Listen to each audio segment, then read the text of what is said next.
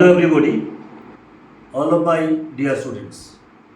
তো আজকে আমরা দশম শ্রেণীর জীববিদ্যার দ্বিতীয় অধ্যায়, যেটা অর্থাৎ নিয়ন্ত্রণ ও সমন্বয় সাধন, কন্ট্রোল অ্যান্ড কোঅর্ডিনেশন, এই অধ্যায়ের একটা প্রশ্ন নিয়ে আলোচনা করছি। যে নিয়ন্ত্রণ এবং সমন্বয় সাধনের জন্য যে তন্ত্রটা মূলত দায়ী, সেটাকে আমরা বলি কি স্নায়ুতন্ত্র, অর্থাৎ নার্ভাস সিস্টেম। তো স্নায়ুতন্ত্রের গঠনগত এবং কার্যগত একক যেটা, সেটাকে আমরা বলি কি নিউরন বা স্নায়ুকোষ, অর্থাৎ structural and functional unit of nervous system is called neuron. তো একটা নিউরন আমি চিত্রের মাধ্যমে তোমাদের পরিষ্কার দেখাচ্ছি যে এই হচ্ছে একটা নিউরন। এই নিউরন মানব দেহের একটা দীর্ঘতম কোষ। তার একটা প্রধান বৈশিষ্ট্য, এই কোষটার কোনো বিভাজন হয় না, কারণ তার মধ্যে কোনো সক্রিয় সেন্ট্রোজোম থাকে না, যার ফলে জীবদেহে নিউরনের সংখ্যার কোনো হেরফের ঘটে না, তার মাত্র ডেভেলপমেন্ট ঘটে। তো এই নিউরনটার আমরা যদি গঠনটা নিয়ে আলোচনা করি, এই নিউরনকে মূলত আমরা দুইটা অংশে ভাগ করতে পারি। একটা কোষ দেহ বা সেল বডি, যে এই অংশটাকে বলা হয় কোষ দেহ বা সেল বডি। আরেকটা এই কোষ দেহ থেকে সৃষ্ট প্রবর্ধক বা প্রলম্বিত অংশ, যেটাকে বলি প্রসেসেস, যার দুইটা অংশ থাকে।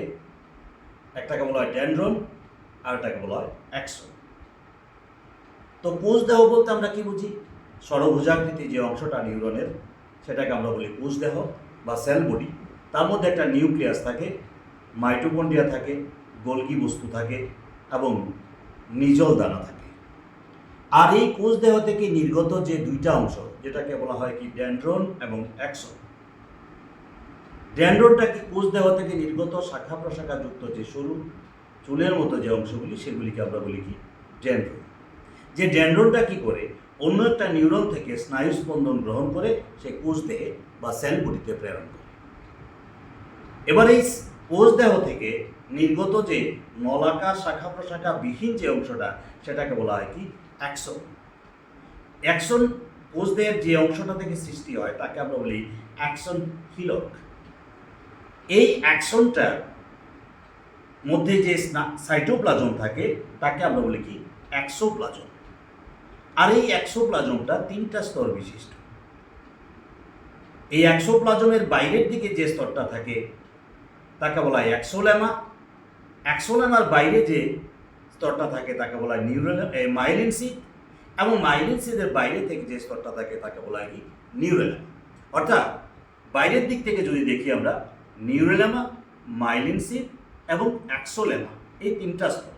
একটা বিশেষ বৈশিষ্ট্য দেখা যায়, দেখো, যে এই মাইলিন সিদটা মাঝখানের যে স্তরটা, কোনো কোনো জায়গাতে এই মাইলিন সিদটা অনুপস্থিত থাকে, ফলে নিউরেলেমাটা ভেতর দিকে ঢুকে একটা খাঁজ বা পর্বের সৃষ্টি করে।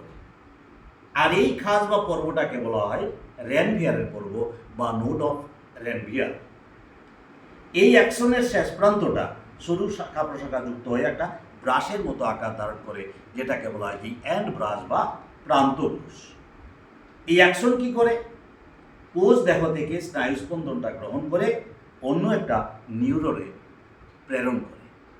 অর্থাৎ এই যে একটা নিউরন সম্পর্কে যদি আমরা বলি, তার মূলত দুইটি অংশ থাকে, কোষ দেহ এবং প্রবর্ধক বা প্রলম্বিত অংশ। প্রলম্বিত অংশের মধ্যে দুইটি অংশ থাকে, অ্যাক্সন এবং ডেনড্রন। ডেনড্রন কি করে? অন্য একটা স্নায়ুকোষ বা নিউরন থেকে সংবাদ গ্রহণ করে কোথায় পাঠায়? কোষ দেহে পাঠায়। আর অ্যাক্সন কি করে? কোষ দেহ থেকে সেই সংবাদ গ্রহণ করে সেটা কোথায় পাঠায়? অন্য একটা নিউরনে পাঠায়। এইভাবে স্নায়ুতন্ত্রের মাধ্যমে আদান প্রদানের মাধ্যমে, সংবাদ আদান প্রদানের মাধ্যমে স্নায়বিক সমন্বয় সাধিত হয়। এটি হলো নিউরনের প্রধান কাজ এবং বৈশিষ্ট্য। তো আজকে আমরা এতটুকুই রাখবো। তোমরা এই চিত্রটাকে ভালো করে এঁকে নেবে খাতায়। পরবর্তী দিন আমরা এই স্নায়ুতন্ত্রের উপরে অন্য ক্লাস নিয়ে আসবো। সবাই ভালো থাকবে।